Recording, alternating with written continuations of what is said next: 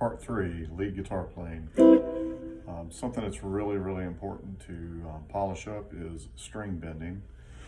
And I do a lot of string bending in my playing. You listen to a lot of great guitar players. Everybody bends strings in their solos, everybody. So what is string bending? What helps with playing lead guitar solos with a lot of string bending? One thing is going to be building up the strength in your forearm and in your wrist and in your hand, because you're gripping the neck of the guitar, you're putting tension on the string, and these strings, depending on what gauge you have, is really going to impact how well you can bend, how far you can bend on top of that. So a couple things that come into play with strings being easier to bend versus harder to bend. Think about Stevie Ray Vaughan, who used like 13 gauge strings. How in the world did that guy bend those things? Of course he tuned down half a step, so the tension on the strings was not as hard. If you use nickel strings, they seem to be a little stiffer than like steel strings. So depending on the scale length of the guitar, and I think that's like the dimension from where the strings lay in the nut here versus where they sit in the saddle on the bridge, that's the guitar scale. So a shorter scale, like you would have on the Les Paul, like 24 3/4 inch, I think is the dimension, versus like a Fender Stratocaster, and that's like a 25.5 inch scale. So the bridge is actually further back, like another 3/4 of an inch. Believe it or not, that makes a big difference on the string tension of the guitar. So I like Paul Reed Smith guitars. They've got a really sweet scale. I love my Les Pauls too. And I actually have 10 through 46 gauge strings on this guitar, and they are nickel. These are DR Pure Blue strings.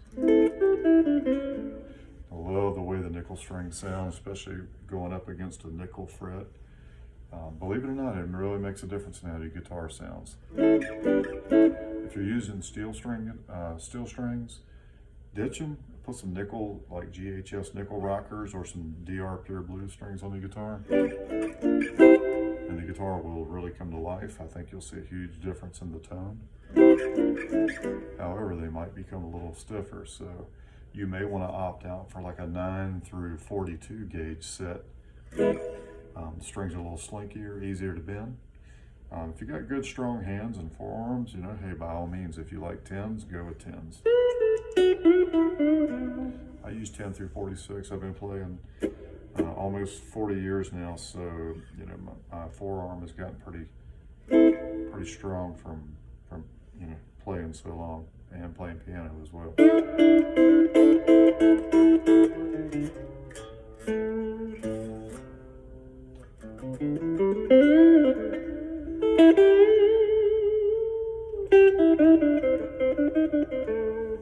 All right, so let's talk a little bit about bending and what will help you to bend easier.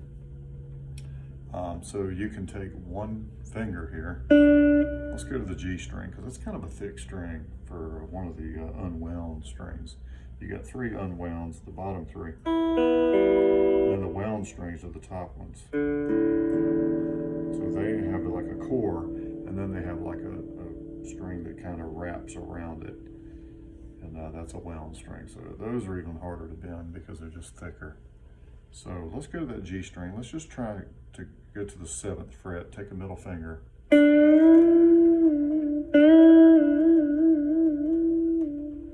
So it takes a little bit of oomph to get that string to move. Now, what if I want to make it a little easier? How about if I put my ring finger on the 7th fret? That takes a lot of strength to do that with just the one finger. Now what I can do is I can put the middle finger here and the pointer finger on the 5th fret, and then I can use all 3 to bend.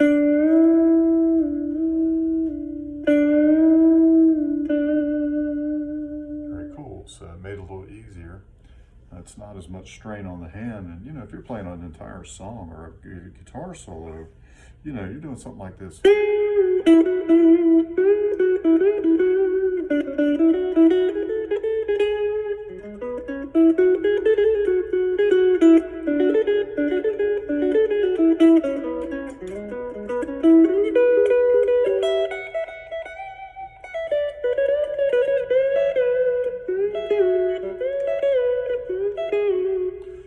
Play a long solo like that, man, your hand will really tire quick.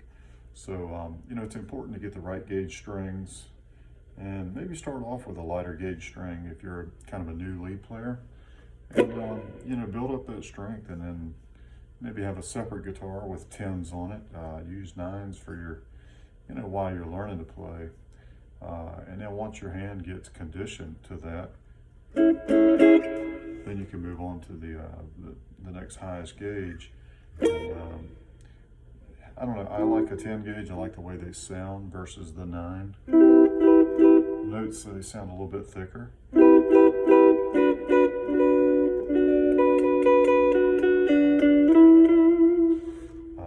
So anyway, that being said, that should help you to do that. So, you know, we can just do a single note bend, where we, like I said, I like to get three fingers on the string, and the ring finger is on the note that I want to start. That's my starting point.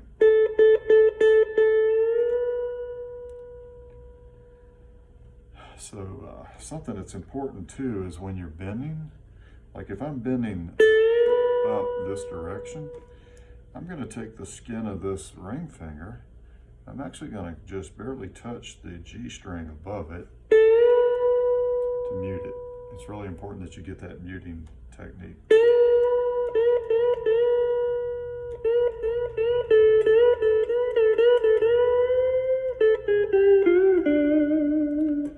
Okay, so you can do, that would be a whole step. So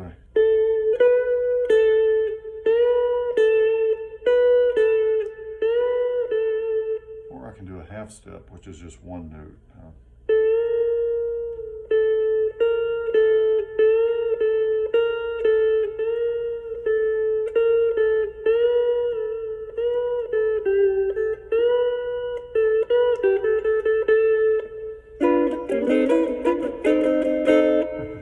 Anyway.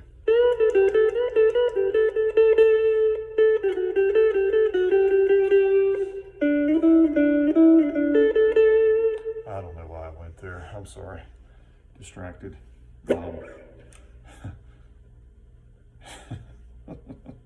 Okay, let's get back to the basics here. So that's a whole step bend or a half step bend.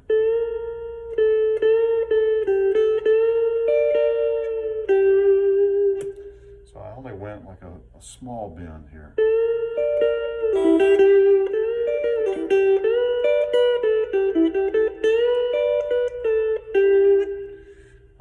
So that's a single note bend. You can go, you know, if you've got 9 gauge strings and strong hands, you can actually bend up like 2 whole steps. About the most I ever bend is like a step and a half. So right here would be the root, my starting point in the bend.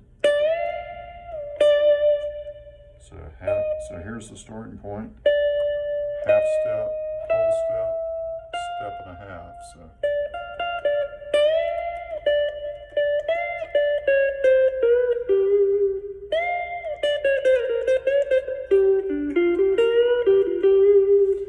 See how that is plays into your lead guitar playing by being able to do those things, and knowing and having the ear to tell you when to stop as you're bending up too. Sometimes I'll start off just kind of bend slow till I think I'm at that next spot.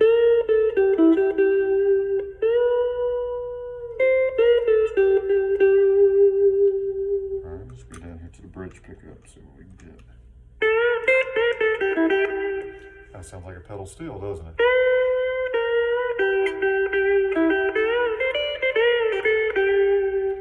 So you can get really creative with the string bending, but these are kind of the basics for bending. I do want to talk about one other type of bend. It's called a unison bend. And what that is I'm going to take a note here. Let's just say I'm at the 9th fret on the G string.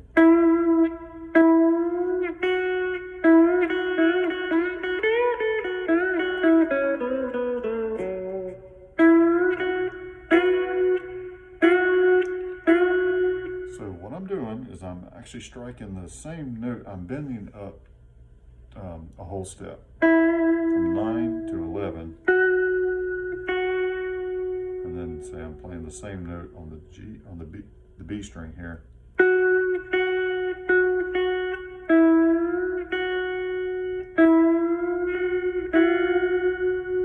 This is a little bit tricky because your ear has got to be really in tune with what you're trying to bend up to.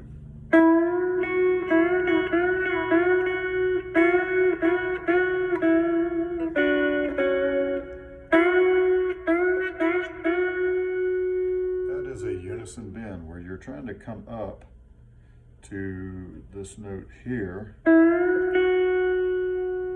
strike the other note that you're not bending.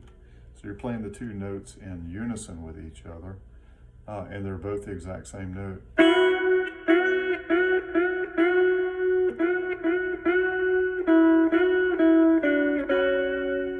That's just a cool little thing I'm doing there where I'm alternating the root of that. So anyway, so that's a unison bend.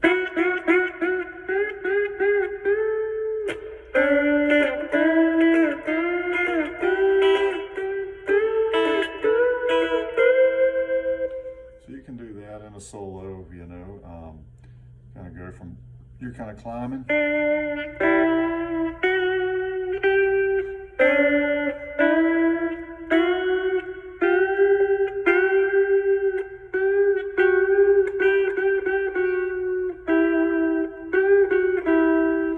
So those are unison bends. They're very useful, especially if you're a country player.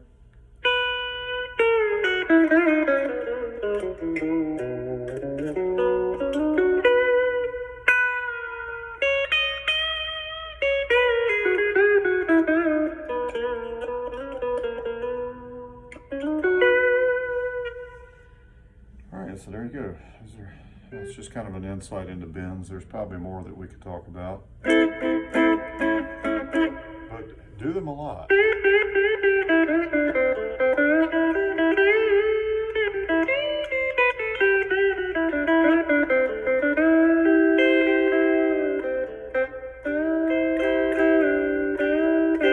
pedal steel trick there. So I'm actually taking my pinky and I'm doing like a stacked fifth here on the bottom two strings.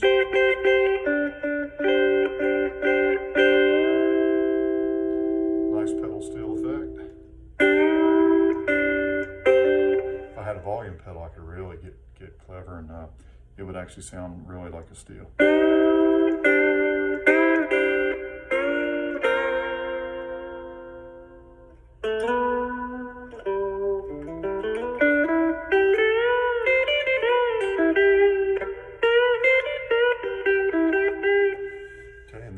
Vibrato, and that's a whole different video.